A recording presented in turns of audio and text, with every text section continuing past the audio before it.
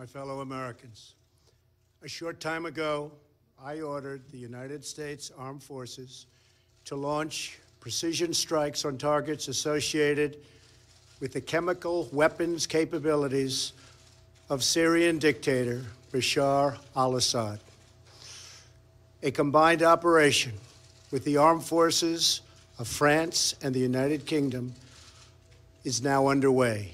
We thank them both. Tonight, I want to speak with you about why we have taken this action.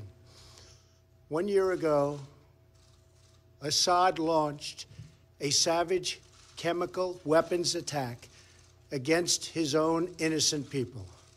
The United States responded with 58 missile strikes that destroyed 20% of the Syrian Air Force. Last Saturday, the Assad regime again deployed chemical weapons to slaughter innocent civilians, this time in the town of Douma, near the Syrian capital of Damascus. This massacre was a significant escalation in a pattern of chemical weapons use by that very terrible regime. The evil and the despicable attack left mothers and fathers, infants and children thrashing in pain and gasping for air. These are not the actions of a man. They are crimes of a monster instead. Following the horrors of World War I a century ago, civilized nations joined together to ban chemical warfare. Chemical weapons are uniquely dangerous, not only because they inflict gruesome suffering, but because even small amounts can unleash widespread devastation. The purpose of our actions tonight is to establish a strong deterrent against the production, spread, and use of chemical weapons. Establishing this deterrent is a vital national security interest of the United States. The combined American, British, and French response to these atrocities will integrate all instruments of our national power, military, economic, and diplomatic. We are prepared to sustain this response until the Syrian regime stops its use of prohibited chemical agents.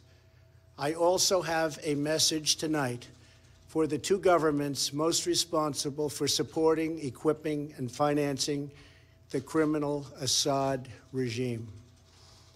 To Iran and to Russia, I ask, what kind of a nation wants to be associated with the mass murder of innocent men, women, and children?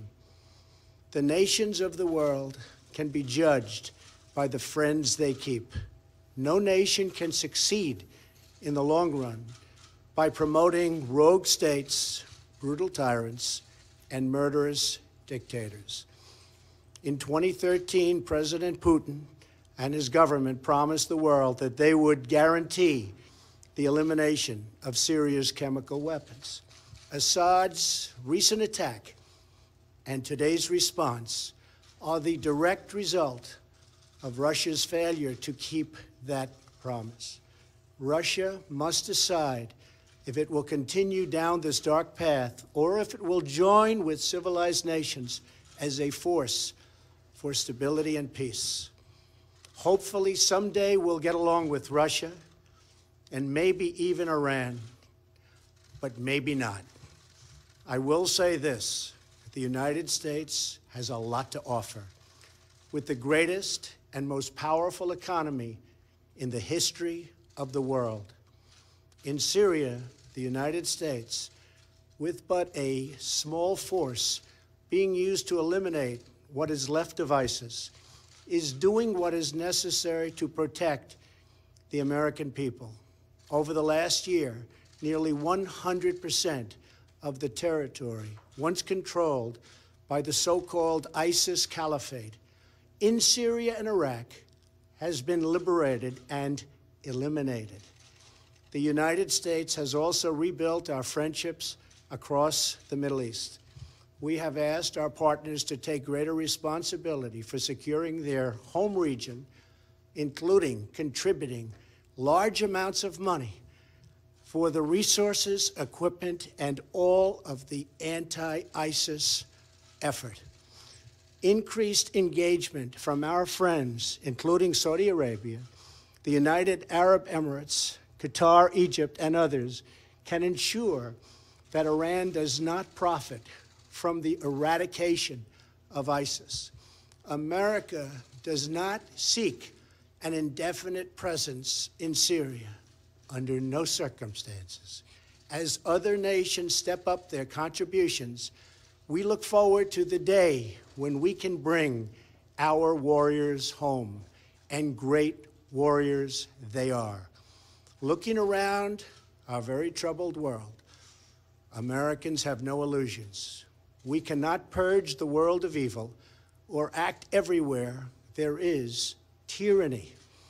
No amount of American blood or treasure can produce lasting peace and security in the Middle East. It's a troubled place. We will try to make it better, but it is a troubled place. The United States will be a partner and a friend, but the fate of the region lies in the hands of its own people. In the last century, we looked straight into the darkest places of the human soul. We saw the anguish that can be unleashed and the evil that can take hold. By the end of World War I, more than 1 million people had been killed or injured by chemical weapons. We never want to see that ghastly specter return.